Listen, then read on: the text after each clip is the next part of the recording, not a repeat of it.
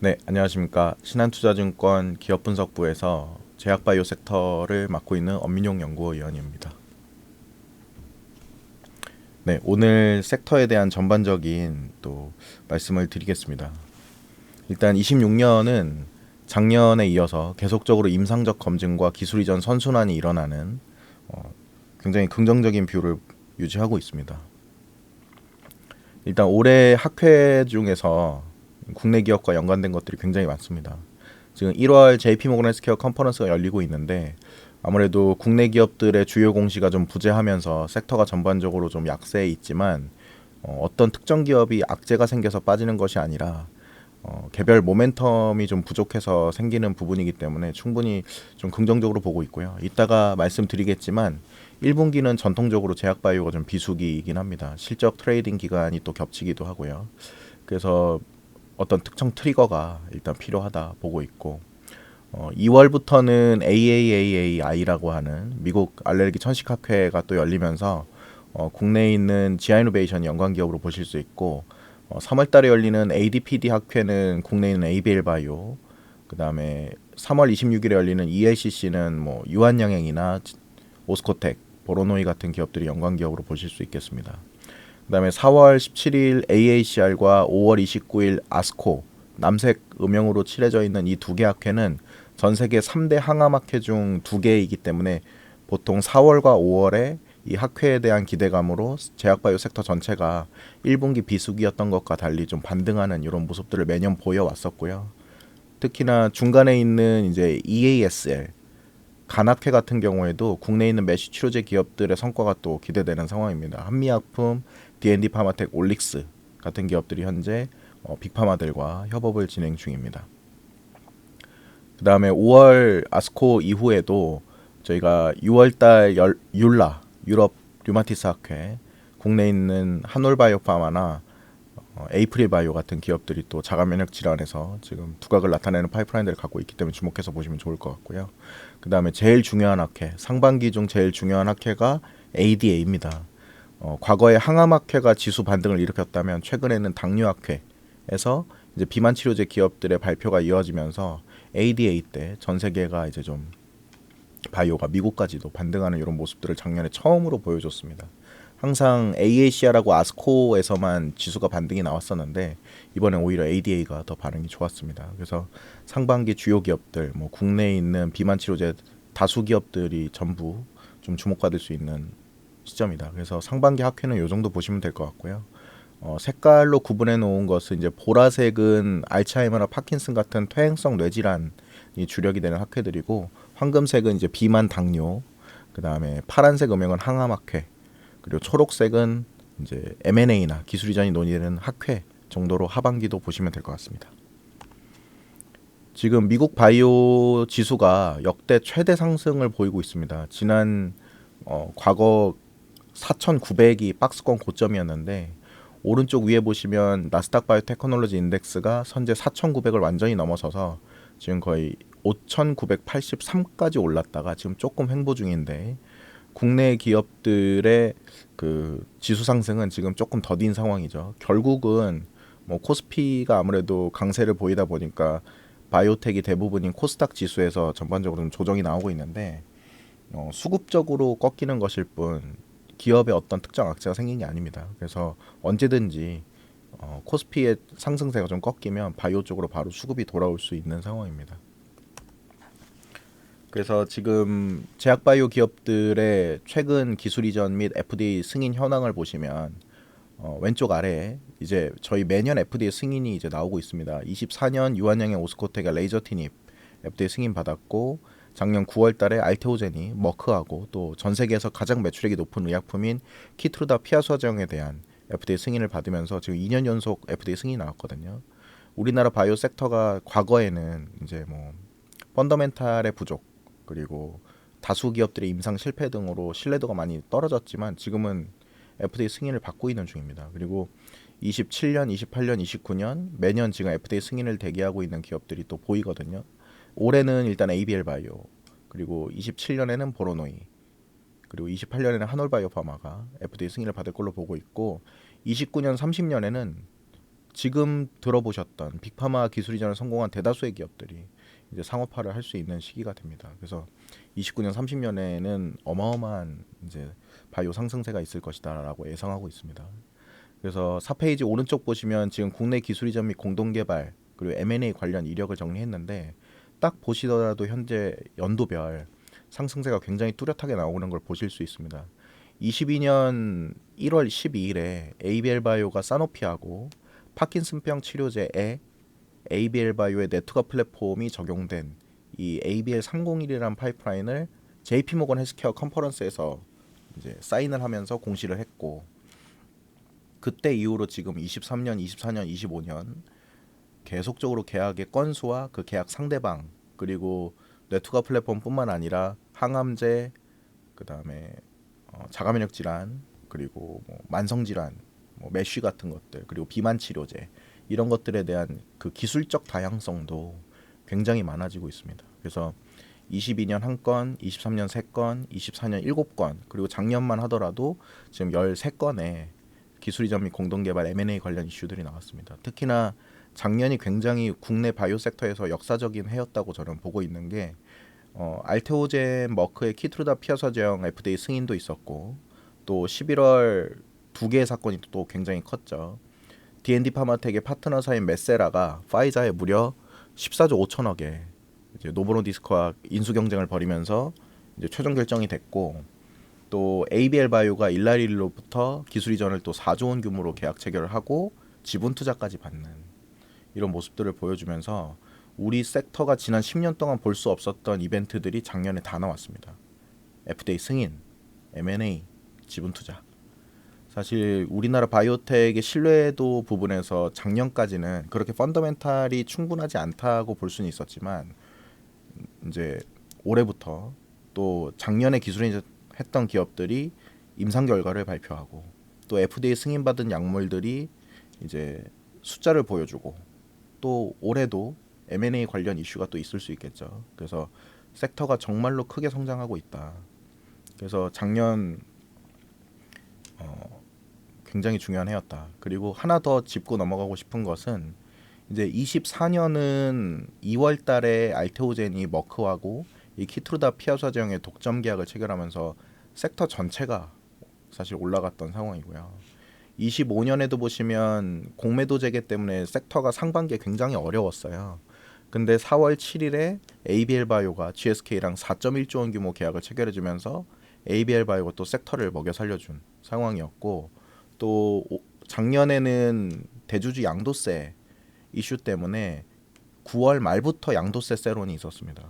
근데 10월 달 D&D 파마텍의 파트너사 메세라 파이자 인수, 그리고 11월 달에 ABL 바이오와 릴리의 계약으로 ABL 바이오가 다시 한번 양도세 이슈를 다 이기고 섹터가 전반적으로 상승하는 트리거를 만들어 줬습니다. 그래서 24년엔 알테오젠, 25년엔 ABL 바이오가 섹터에서 굉장히 큰 역할을 보여줬었고, 지금 두 개 해 모두 다 2월 달에 딜이 있었던 걸 보실 수 있습니다. 그래서 24년 2월 7일에는 알테오젠과 머크의 계약, 그리고 25년 2월 달에는 올릭스와 릴리의 계약으로, 또 1월 달이 1분기가 전반적으로 비수기라고 말씀드렸는데 이렇게 트리거가 하나 생기게 되면 섹터가 전반적으로 크게 오르는 이런 모습들을 계속 보여주고 있습니다. 그래서 지금 1분기 아직 진행 중이지만 특정 기업의 기술 이전이 지금 기다려지고 있는 상황입니다. 아쉽게도 12월과 1월 중으로 기술 이전 공시가 없었기 때문에 섹터가 전반적으로 좀 조정 구간을 겪고 있지만,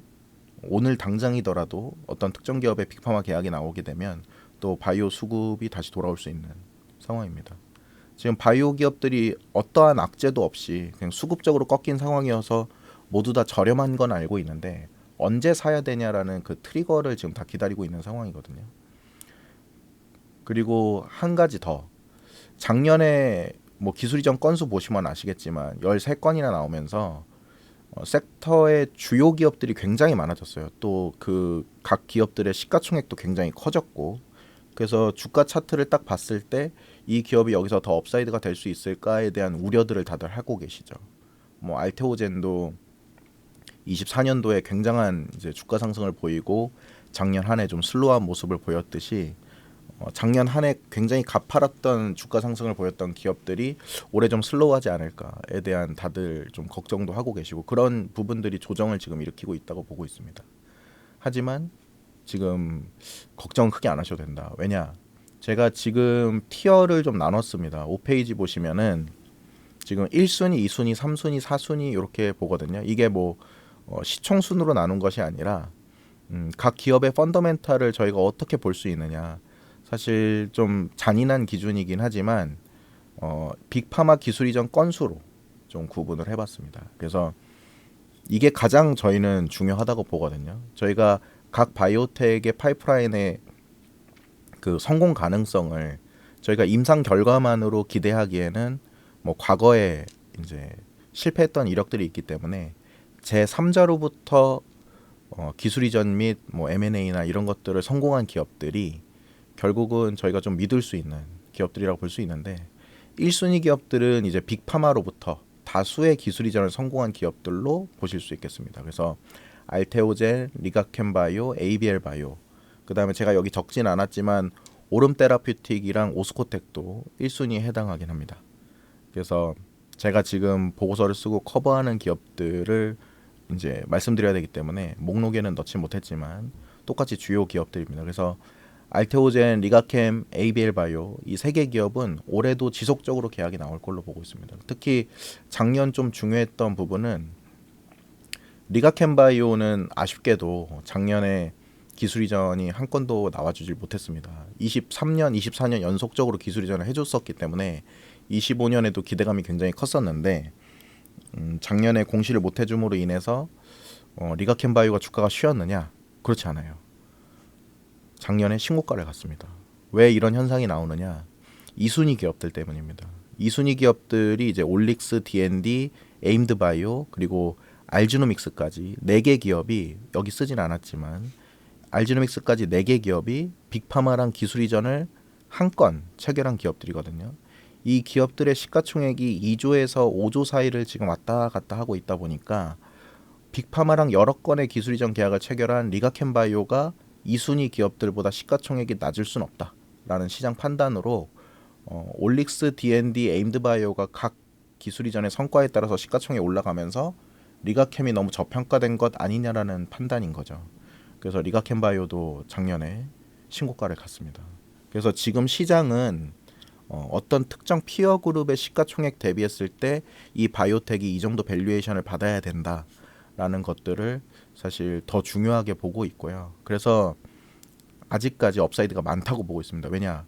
2순위 기업들 올릭스, D&D, 에임드바이오 그리고 제가 아직 보고서를 쓰진 않았지만 알지노믹스까지 이 4개의 회사가 만약 연내 추가 계약을 공시하게 되면 1순위 기업들과 이제 어깨를 나란히 할 수 있게 됩니다.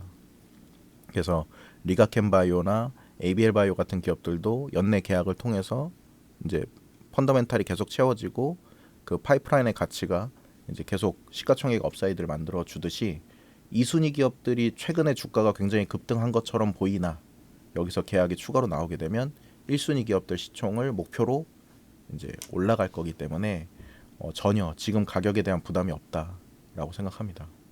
그리고 3순위 기업들은 이제 빅파마하고 협업은 공식적으로 하고 있지만 본계약 체결을 하지 못한 기업들입니다. 그래서 변동성이 아무래도 가장 크죠.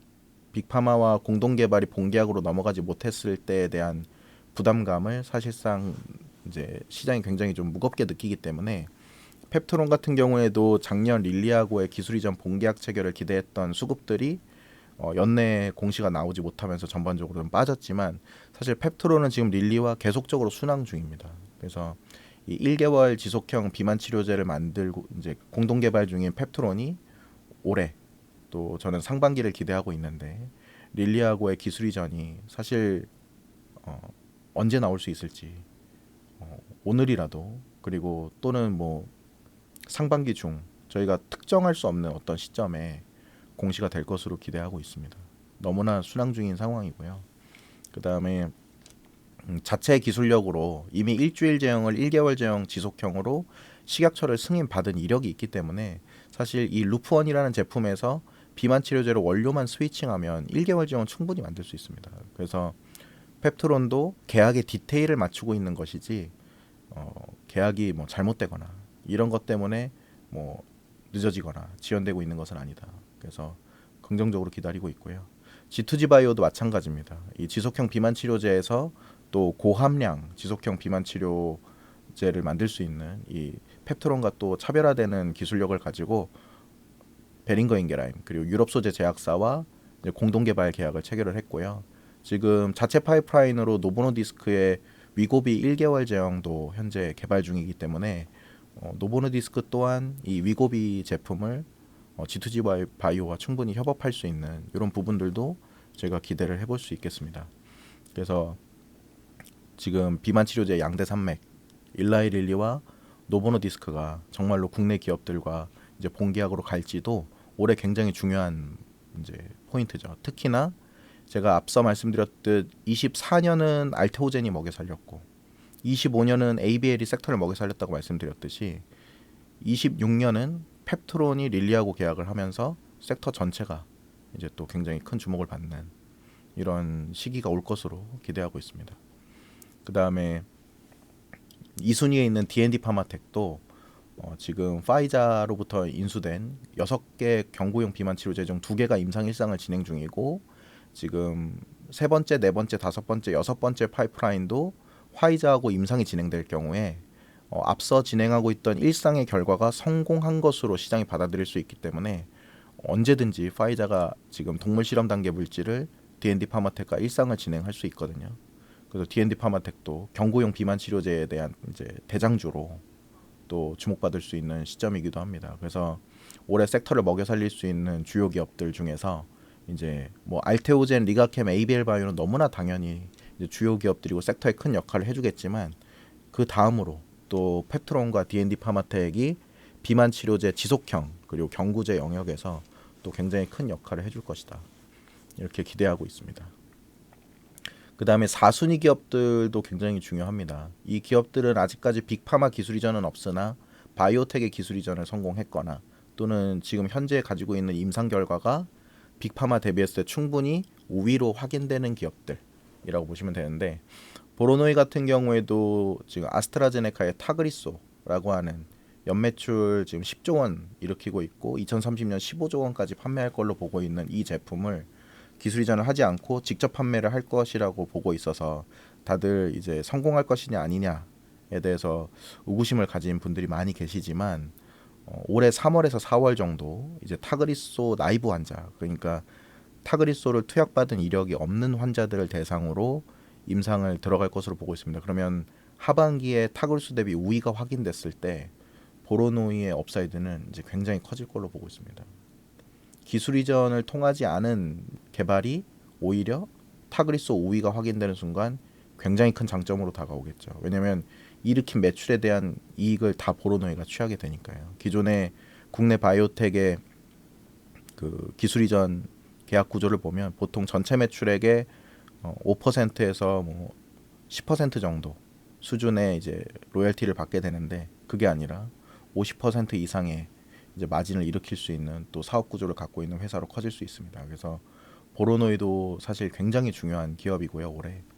그래서 보로노이도 좀 주요 기업이고 한올바이오파마도 지금 파트너사인 이뮤노반트가 이제 빅파마로부터 M&A 될 수 있는지에 대한 기대감을 가지고 있고 경쟁사인 알제넥스가 지금 시가총액이 이미 80조 원을 갔다가 지금 찍고 좀 내려오긴 했지만 이미 빅파마로 성장한 상황이기 때문에 이뮤노반트의 M&A가 올해 또 한올바이오파마에 굉장히 중요한 그 모멘텀으로 작용할 겁니다. 올해 M&A 이슈가 또 있을 수 있다. 제가 아까 초반에 좀 말씀을 드렸는데 작년엔 D&D 파마텍의 파트너사인 메세라가 파이자에 인수됐고 올해는 한올바이오파마의 파트너사인 이뮤노반트가 또 빅파마로부터 인수합병이 결정될 수 있는 상황이어서 굉장히 중요하게 보고 있습니다. 그 다음에 퓨처캠도 현재 전립선암 치료제 FC705에 대한 기술 이전 논의가 다수의 빅파마로부터 현재 논의가 진행 중이고 이번 JP모건에서도 빅파마들과 논의를 거쳐서 연내에는 계약을 해줄 수 있지 않을까에 대한 기대감 가지고 있고요. 또 자체 전립선암 진단제 FC303에 대한 출시도 대기되어 있기 때문에 숫자적인 부분 그리고 기술 이전 부분에서 모두 다 성과를 내는 이런 회사로 중요하게 보고 있고, 이미 FC705 파이프라인에 대한 전립선암 임상 결과는 글로벌 빅파마 중 노바티스라고 하는 회사의 플루빅토보다 우위인 것으로 저는 보고 있습니다. 그래서 펀더멘탈도 튼실한 기업이라고 보고 있어서 올해 기술 이전 기대하고 있고요. 그 다음에 지아이노베이션 같은 경우에도 지금 유한양행과 같이 개발 중인 GI301 알레르기 치료제에 대한 임상 2상이 현재 진행 중이고, 유한양행이 다시 서브 라이선스 하는 이제 부분도 올해 기대하고 있습니다. 그 다음에 자체적으로 기술 이전 없이 현재 임상 중인 GI101과 102 두 개 파이프라인도 연내 계약을 지금 목표로 하고 있기 때문에 작년에 아무래도 계약이 나오지 못해서 주가상으로는 좀 조정을 받고 있지만, 지아이노베이션, 퓨처캠도 글로벌 빅파마들의 임상 결과 대비했을 때 우위를 갖고 있는 기업으로서 얘네들이 만약에 올해 기술 이전을 해주면 4순위 기업들은 2순위 시총까지 또 올라갈 수 있고, 네, 보로노이랑 한올바이오파마는 상업화될 수 있는 물질에 대한 미래 현금 흐름의 현가와 등을 통해서 또 시가총액이 재평가받는 이런 섹터로 올해 기대해 보고 있습니다. 네, 지금까지 섹터에 대한 전반적인 뷰를 말씀드렸고, 시기적으로 좀 조정은 받고 있지만 어떤 특정 트리거에 의해서 충분히 이제 반등이 시작되는 시점이 있을 겁니다. 그래서 수급적인 조정은 항상 기회다라고 제가 작년에도 보고서를 썼었는데, 그때 당시에도 결국은 기회 구간이 됐었거든요. 지금도 저는 올해 중 가장 또 저렴한 구간이지 않을까 이렇게 보고 있습니다. 이상 마무리 드리겠습니다. 감사합니다.